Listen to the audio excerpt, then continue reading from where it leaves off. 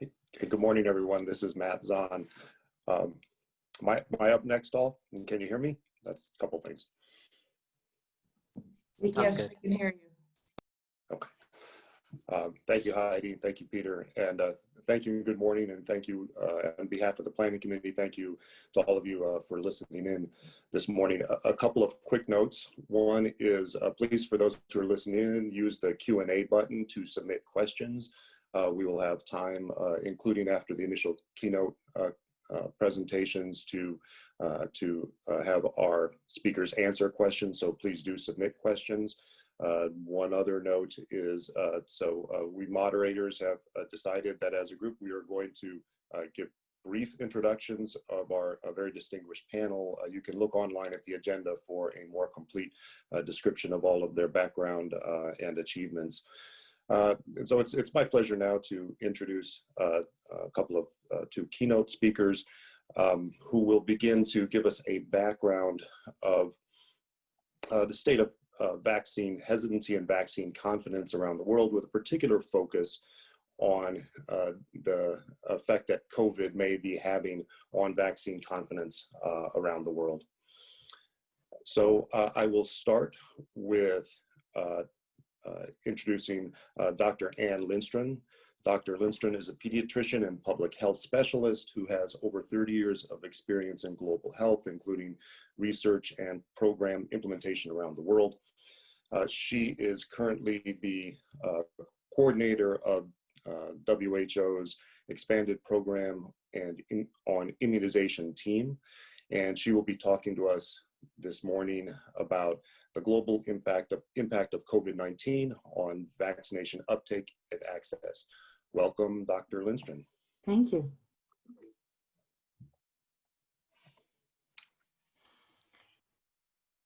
So Matthew, do you want me to share the presentation before you present Saad? Yes, oh, absolutely, yes. Why don't we go ahead and do that? Thank you. Let's go, Matthew.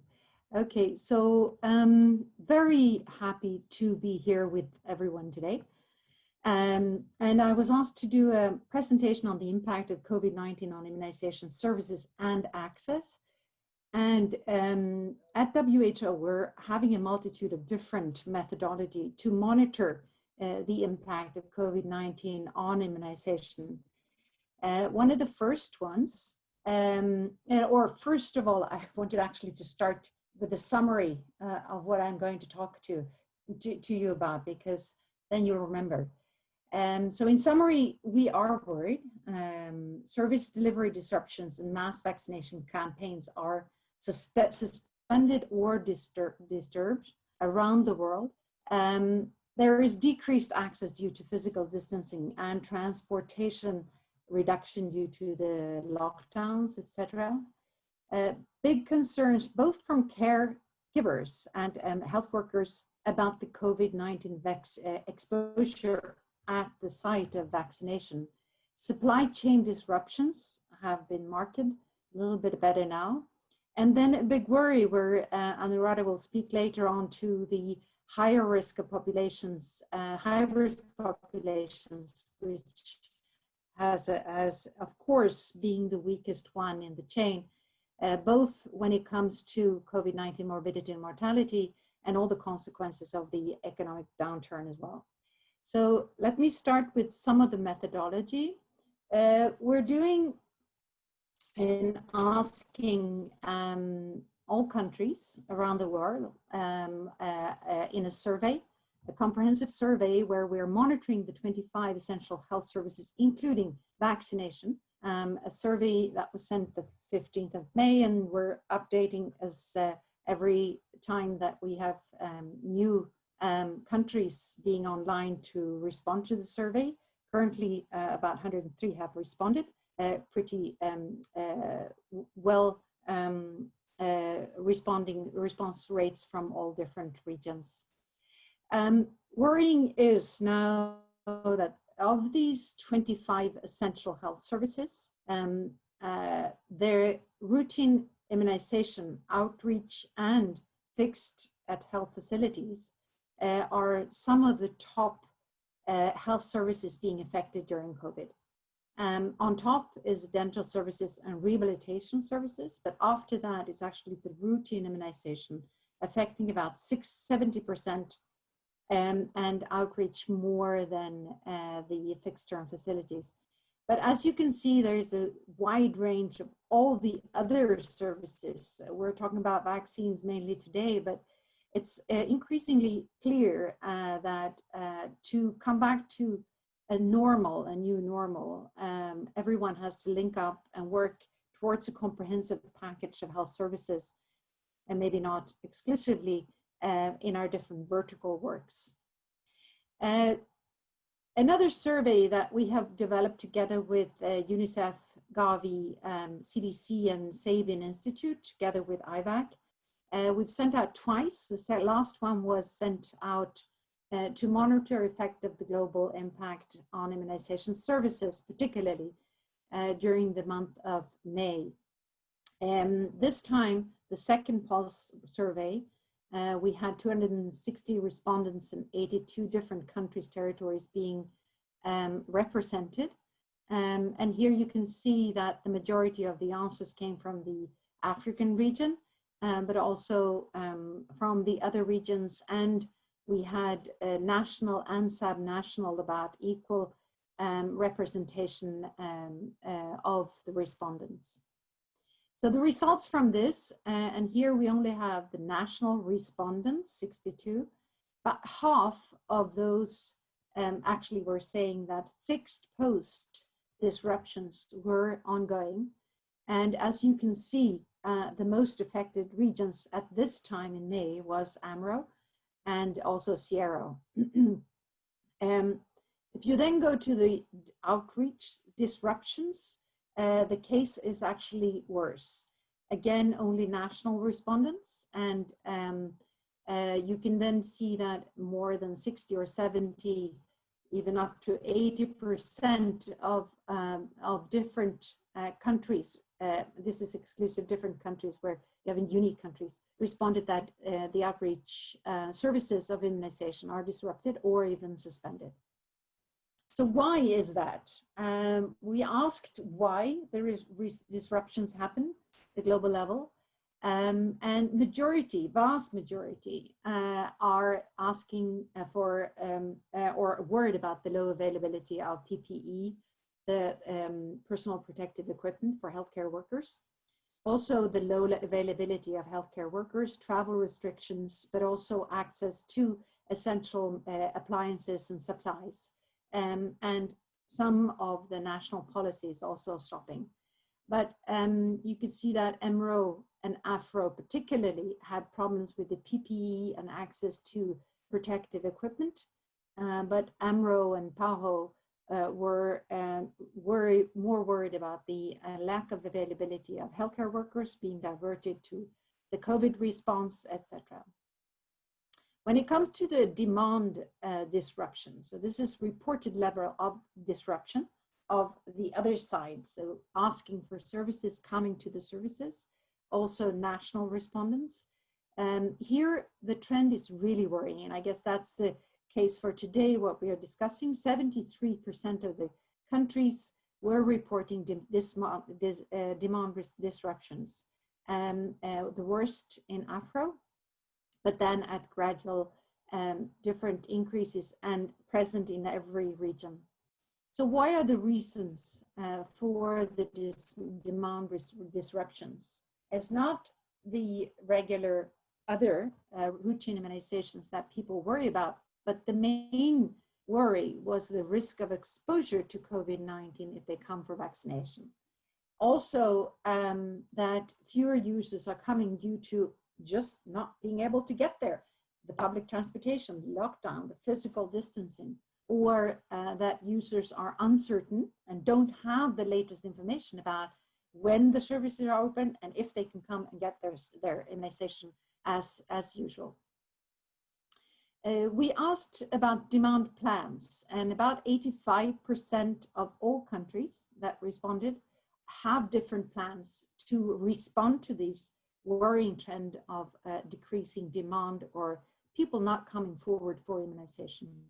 And most of those plans or activities that were taken place was awareness building, community engagement, and social mobilization, but also some 13% of enhanced outreach, meaning that they were thinking it would be easier to access people from where they are rather than having them crowding in the fixed term facilities. Of course, very important, and with the support of Gavi and WHO and many other organizations, UNICEF, the increase in the protective infectious preventing measures have been important, but still it's not enough. We also asked about the rumor and misinformation. Are actually countries tracking misinformation and rumors related to COVID-19 and immunization? And the vast majority actually said yes, about 80% in Afro, et cetera, et cetera. You can see the difference in what media they are tracking and then responding as needed to different rumors, as we will be discussing these days. Catch-up plans. Another question was, do you have any catch-up plans? And yes, outreach activities, fixed routine immunization, period SIAs in decreasing percentage was up and running and being planned. The regions are very, very busy in supporting the different countries in thinking of how to reach those that have missed out during the time of COVID now. So in summary, on the demand side, this is a slide from Lisa Menning in our team. There are two sides to the demand-related issues, right? There is the family, where the concern is about exposure to COVID if they walk towards the health services and get immunization, but also concerns about lockdown, distancing policies, safety of public transports, but also lack of awareness of continuity of vaccination services. An important part is that communication about where can you find and get vaccinated. And then also fear and concerns related to misinformation and rumors. And then on the staff side, lack of staff motivation or being diverged towards the COVID response, safety fears and concerns related to COVID for themselves, and then fears and concerns related to response and lockdown. And on both sides, the lack of PPE has really stopped and been a vicious circle for both parents and healthcare workers to have effective immunization service upgoing. There are other services that are affected. This is a world map of reported status of measles surveillance, notification, and case investigation. And you can see from the scale, you have suspension and disruption. And this is a worrying trend that measles, due to lack of equipment, maybe difficulties in supplies, or that healthcare workers or surveillance monitoring officers have been diverged towards the COVID response. Another world map here is the latest data on all the VPD immunization campaigns being postponed due to COVID-19. 56 countries with at least one VPD campaign postponed. And here you have the breakdown of which antigens and which countries and which regions you have these postponed. Majority of them are measles related or polio related. So estimations from our side is that 178 million people may be at risk of missing out on measles shots in 2020 due to these decreased campaigns and reach. And finally, if you look at the unique data that we had, this is another way of monitoring. This is the number of administrated data, the administrated doses of DTP3 by month from January to April in a few of the regions, Afro, EMRO, etc. And this is really where we have the first hunch on the severeness of the coverage decrease that we are seeing. All depends now on how the countries will react and be able to bring up to speed again and reach those that have been unreached.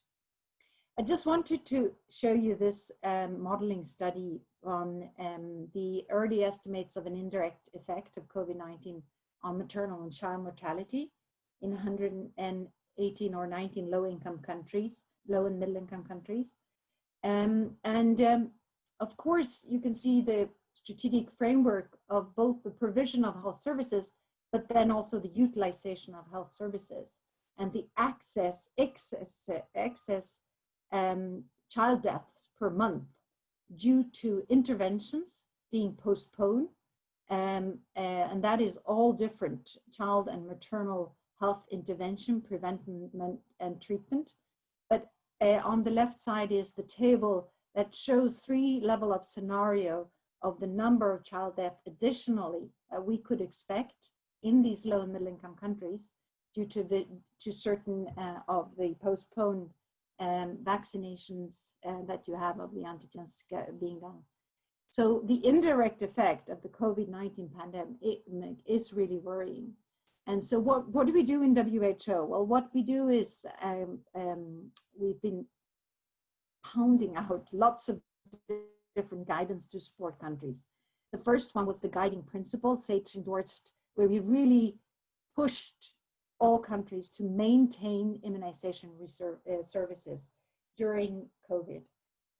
There was an advice to temporarily suspend a vaccination campaign or mass vaccination campaigns, which we have now backed off from, if you know you can do it safely. And this week we will have a catch-up vaccination guidance coming up.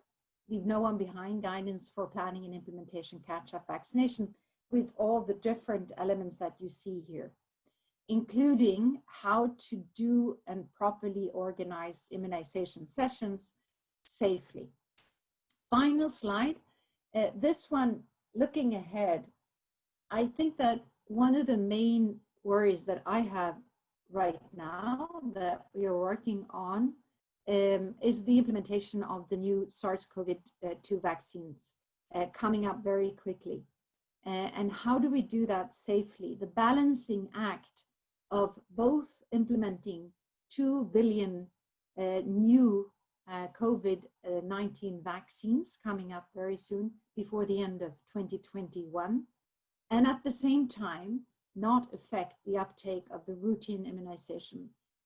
So we need to work on these two, the uptake of routine immunization, the catch-up, and embed throughout all the strategies that we do, even in the implementation of the new SARS-CoV-2 vaccines.